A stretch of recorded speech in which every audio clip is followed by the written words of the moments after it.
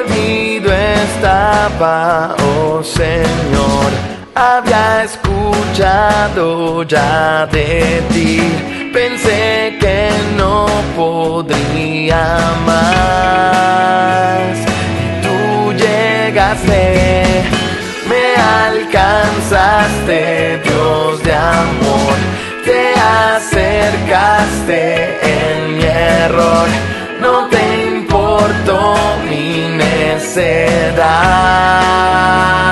no. Tu gracia me reconcilió con tu camino y tu verdad, la vida que Él por mí entregó, luz y esperanza hoy me da.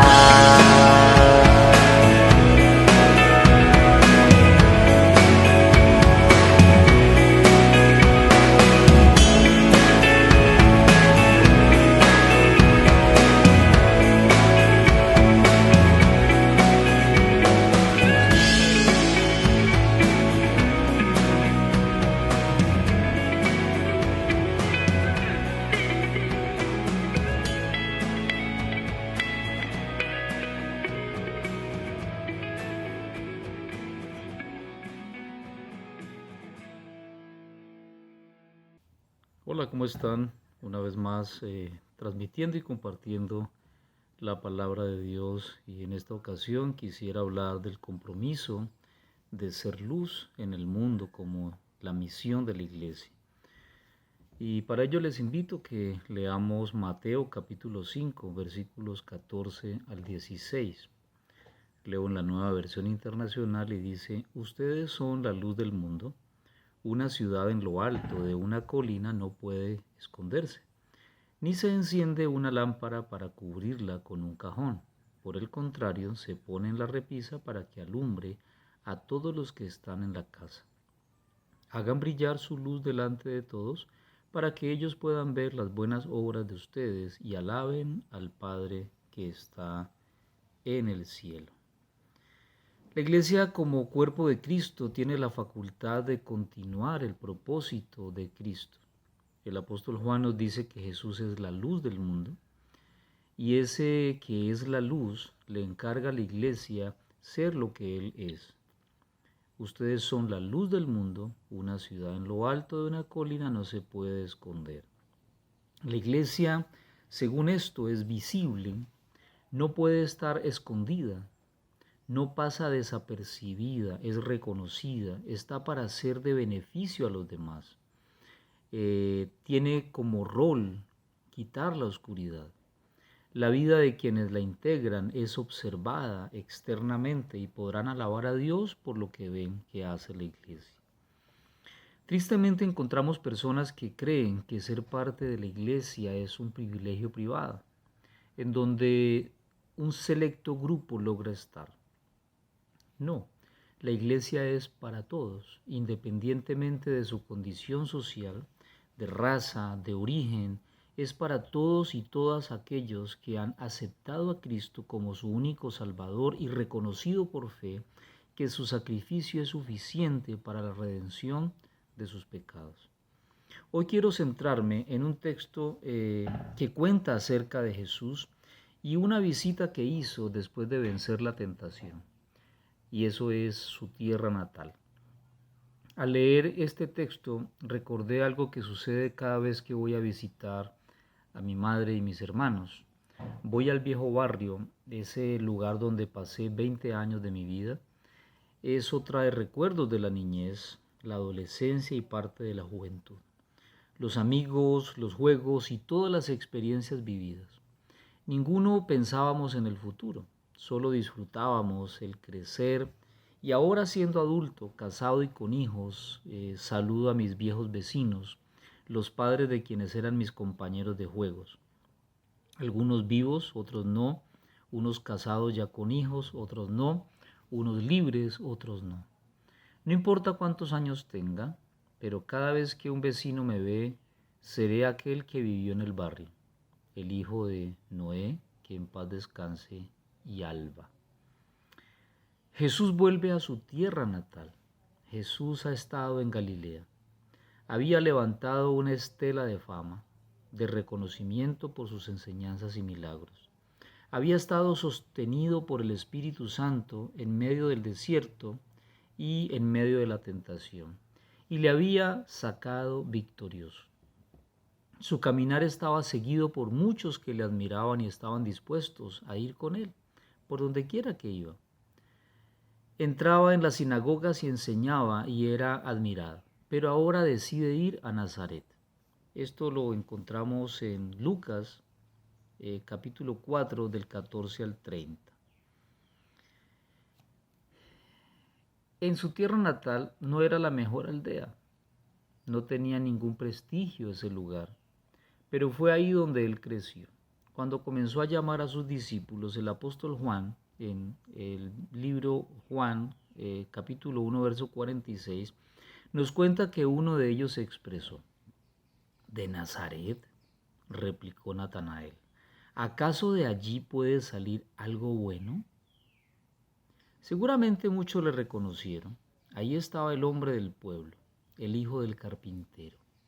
Y Lucas nos dice en el verso 16, fue a Nazaret donde se había criado, y un sábado entró en la sinagoga como era de costumbre.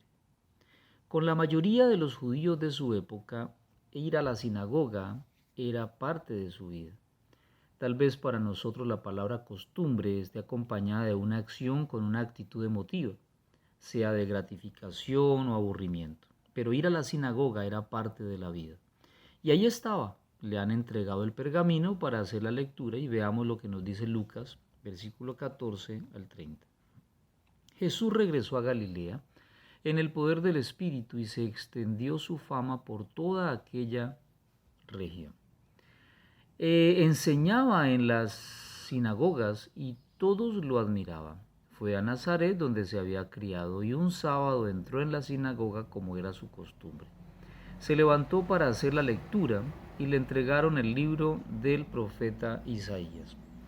Al desenrollarlo encontró el lugar donde está escrito: el Espíritu del Señor está sobre mí, porque me ha ungido para anunciar buenas nuevas a los pobres. Me ha enviado para proclamar la libertad a los cautivos y vista a los ciegos, para poner en libertad a los oprimidos y para proclamar el año agradable del Señor. Luego enrolló el libro, se lo devolvió al ayudante y se sentó. Todos los que estaban en la sinagoga lo miraban detenidamente y él comenzó a hablarles. Hoy se cumple esta escritura en presencia de ustedes. Todos dieron su aprobación, impresionados por las hermosas palabras que salían de su boca. ¿No es este el hijo de José?, se preguntaba. Jesús continuó: seguramente ustedes me van a citar el proverbio médico: cúrate a ti mismo. Haz aquí en tu tierra la que hemos oído que hiciste en Capernaum. Pues bien, les aseguro que a ningún profeta lo aceptan en su propia tierra. No cabe duda de que en tiempos de Elías, cuando el cielo se cerró por 3 años y medio, de manera que hubo una gran hambre en toda la tierra, muchas viudas vivían en Israel. Sin embargo, Elías no fue enviado a ninguno de ellas, sino a una viuda de Sarepta, en los alrededores de Sidón. Asimismo, había en Israel muchos enfermos de lepra en tiempos del profeta Eliseo, pero ninguno de ellos fue sanado, sino Naamán el sirio. Al oír esto, todos los que estaban en la sinagoga se enfurecieron, se levantaron y expulsaron del pueblo, y lo llevaron hasta la cumbre de la colina sobre la que estaba construido el pueblo, para tirarlo por el precipicio. Pero él pasó por en medio de ellos y se fue. Voy a dividir mi sermón en 3 aspectos que tienen que ver con la misión de la iglesia de ser luz en el mundo de hoy. Primero, la iglesia es portadora de enseñanza. Del versículo 17 al 21 leemos que le entregaron el libro del profeta Isaías. Lo desenrolla, lee, encuentra que el Espíritu del Señor está sobre mí por cuanto me ha ungido para anunciar las buenas nuevas a los pobres, me ha enviado a proclamar libertad a los cautivos, dar vista a los ciegos y poner libertad a los oprimidos, a pregonar el año del favor del Señor. La reunión en la sinagoga tenía un orden. y esto incluía oración, lectura del Pentateuco, lectura de los profetas, exposición de un texto. Al llegar al punto de la lectura de los profetas, le entregan el libro de Isaías, el cual él lee. Debió ser fascinante al hacer la lectura escrita hacía muchos años, que ese texto hablaba de sí mismo. Ahí estaba el por qué y para qué había venido. Su pueblo tenía frente a sí al que estaba lleno del Espíritu Santo, al ungido para el propósito más sublime, entregar su vida a cambio de los pecadores que se vuelvan a Él. Dice el texto que Él comenzó a hablarles, seguramente a enseñarles. Les dijo que esa profecía se había cumplido en ese instante, estaba ahí frente a ellos. El versículo 22 nos dice que todos dieron su aprobación impresionados por las hermosas palabras que salían de su boca y decían, ¿no es este el hijo de José? ¿Qué era lo que aprobaban? ¿Qué era lo que les maravillaba? Tal vez les parecía interesante que ese joven al que ellos conocían, al que identificaban como el hijo de José, el famoso que había regresado, les estaba dando un poco de importancia. Él era la evidencia de que sí podía salir algo bueno de Nazaret. Que dijera lo que dijera, eso sería bien visto y escuchado. Sus enseñanzas eran buenas. Aparentemente había una identificación con lo que Jesús decía. Ellos estaban, como escribe Lucas, impresionados por las hermosas palabras. Pero Jesús no estaba ahí para impresionarlos. No estaba ahí porque se sentía famoso. Él estaba ahí porque tenía una deuda con su pueblo y quería enseñarles que Él era el Mesías, el ungido, que estaba no solo en Nazaret, sino en el mundo para ser el Salvador. La iglesia tiene un mensaje para la humanidad. Posee y es parte de la narrativa del reino de los cielos y ese mensaje puede parecer hermoso a los hombres. Muchos admiran las enseñanzas y la manera como la iglesia enseña, pero la iglesia no está llamada para impresionar a las personas con sus enseñanzas, ni con un edificio, con un programa, con un escenario, un derroche de actores y actrices, comediantes, llamando la atención hacia sí mismos y no hacia el Cristo de quien se debe enseñar. La iglesia tiene la deuda de predicar a Cristo, de enseñar que Él es el cumplimiento de todas las profecías, que está presente en cada uno de sus discípulos para ser luz de este mundo. La iglesia es luz porque es portadora de esperanza, y este es mi punto número 2. La iglesia es portadora de esperanza. En el mismo texto encontramos algo maravilloso. Jesús leyó y dijo, el Espíritu del Señor está sobre mí porque me ha ungido para anunciar buenas nuevas a los pobres. Me ha enviado para proclamar libertad a los cautivos y vista a los ciegos, para poner en libertad a los oprimidos y para proclamar el año agradable del Señor. En mi sermón pasado, uno de sus puntos referente a la misión de la iglesia es hacer discípulos. Era la grandeza de la misión, está relacionada con la grandeza de quien la da. Jesús dijo que toda autoridad le había sido dada y esa autoridad es por el Espíritu de Dios. Y esa autoridad que estaba sobre él en su ministerio en la tierra le había facultado para 5 cosas que menciona ahora al leer el profeta Isaías. La primera cosa que menciona es anunciar buenas nuevas a los pobres. Hasta este momento, la totalidad del Evangelio, esas buenas nuevas, no se encontraba disponible. Solo tras la muerte de Jesús y su resurrección, sus acciones y enseñanzas adquieren el perfecto enfoque. Cuando menciona a los pobres, no está refiriéndose a un estrato social, sino a los necesitados, a los desesperanzados, a quienes necesitan una buena noticia. Y Cristo es la respuesta a la necesidad humana. Número 2, proclamar libertad a los cautivos. Al igual que a los pobres, no se refiere a quienes están presos tras las rejas. Se trata de todo aquel que vive en prisiones de abatimiento, de rencor, de venganza, de sí mismos. Hay personas tras las rejas pero libres en Cristo. Los discípulos fueron ese tipo de personas. Lo han sido muchos a través de la historia que desde las rejas pudieron libremente predicar y dar testimonio de aquel que libera el alma y el espíritu. Número 3, dar vista a los ciegos. La Biblia dice que Satanás ha cegado el entendimiento del ser humano que vive bajo el dominio de él. Pero Jesús vino a dar vista no solo a algunos ciegos físicamente, sino a todos aquellos que creyendo en Cristo son iluminados por su luz para que puedan ver y entender quién les llamó y para qué lo hizo. 4. Poner en libertad a los oprimidos. Los oprimidos se refiere a quien está bajo el yugo de un amo injusto. Están siendo desgastados a causa del sufrimiento que les causa el trabajo al que es sometido o la situación que viven bajo su yugo. Si bien es cierto que hay condiciones que nos resultan opresoras, nos roban las fuerzas y nos desgastan diariamente, hay una esclavitud en la que el ser humano vive, pero que le cuesta reconocer, ya que no se siente esclavo, y ese es el pecado. Primera de Juan 3:8 dice, el Hijo de Dios fue enviado precisamente para destruir las obras del diablo. Y el último punto de esta cobertura, llenura del Espíritu de Dios sobre Cristo es pregonar el año del favor del Señor.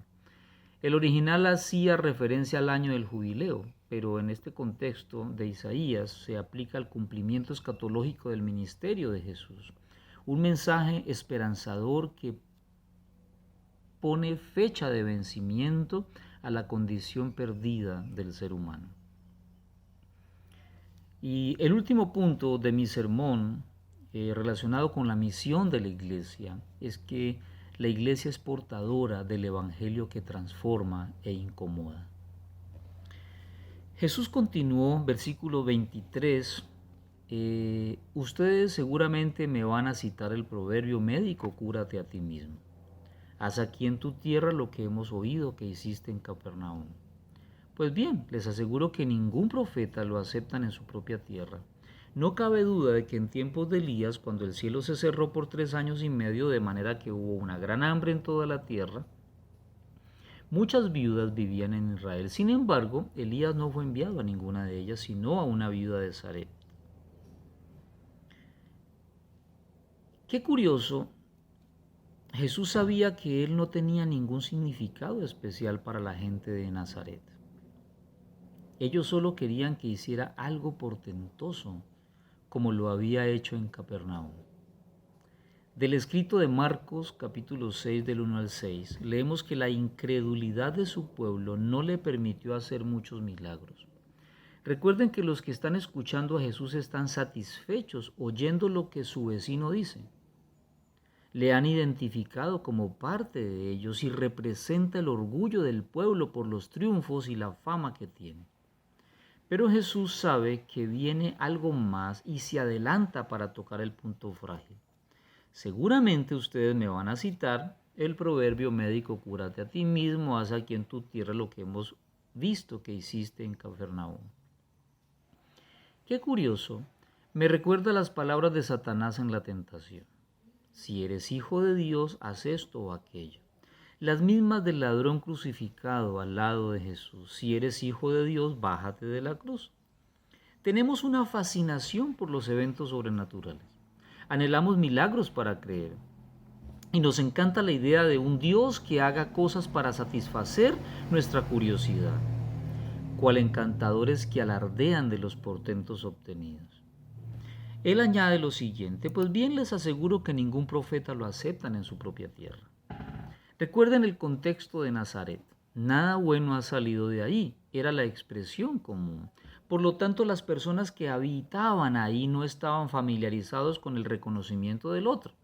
Todos habían sucumbido a esa idea y quizá esto los llevó a ser un pueblo extremadamente incrédulo. Pero Jesús no está interesado en discutir ese asunto ni a hacer demostraciones para convencerles. Él dirige su discurso hacia algo más profundo. Veamos. Versículo 25 al 27.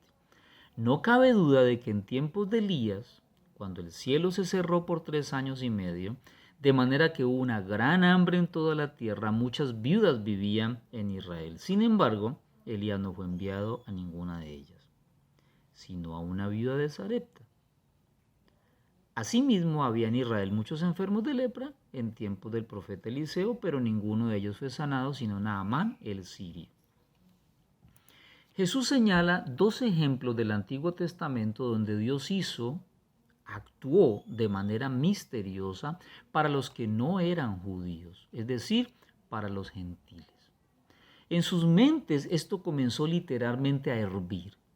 Recordarán a Jonás ante la posibilidad del perdón de Dios para un pueblo asirio, enemigo de Israel. Y ahora la incredulidad de su pueblo abre la posibilidad a quienes sin serlo son hechos pueblo por la misericordia de Dios.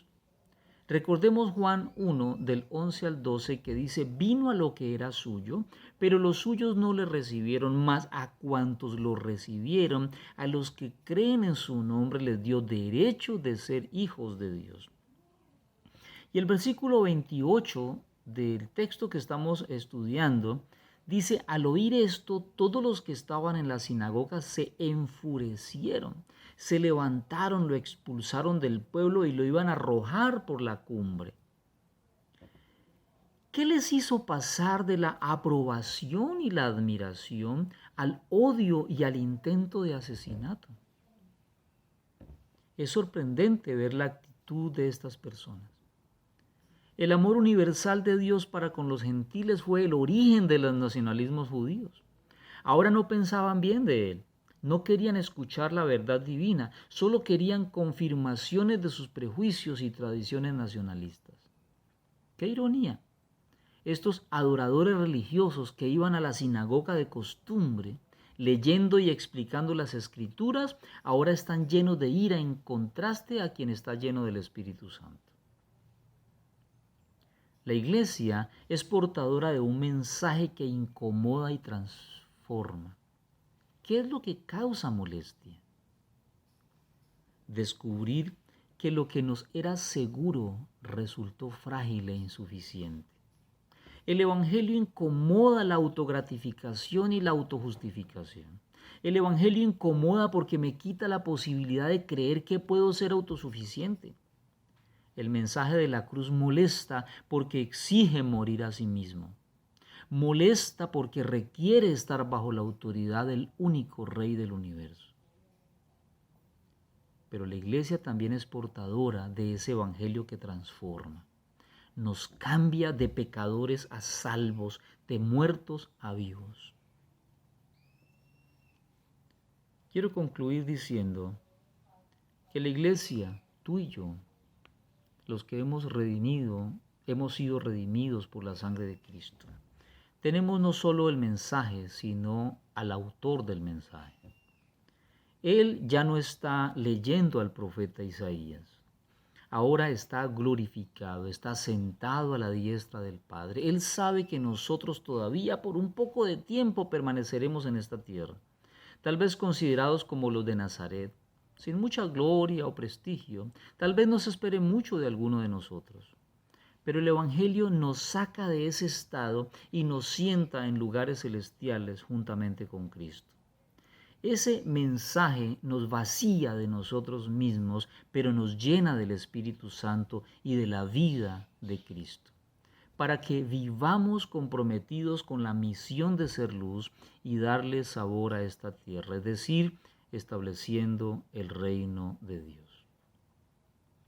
Que el Señor bendiga tu vida y que hagas parte de la Iglesia de Cristo con la misión de proclamar ese Evangelio que Él ha diseñado para nosotros.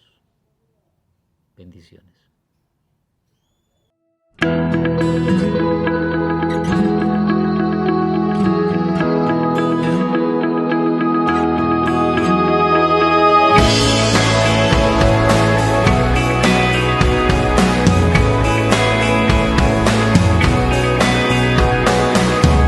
Perdido estaba, oh Señor, había escuchado ya de ti, pensé que no podría más, y tú llegaste, me alcanzaste. alcanzaste, Dios de amor, te acercaste en mi error, no te importó mi necedad.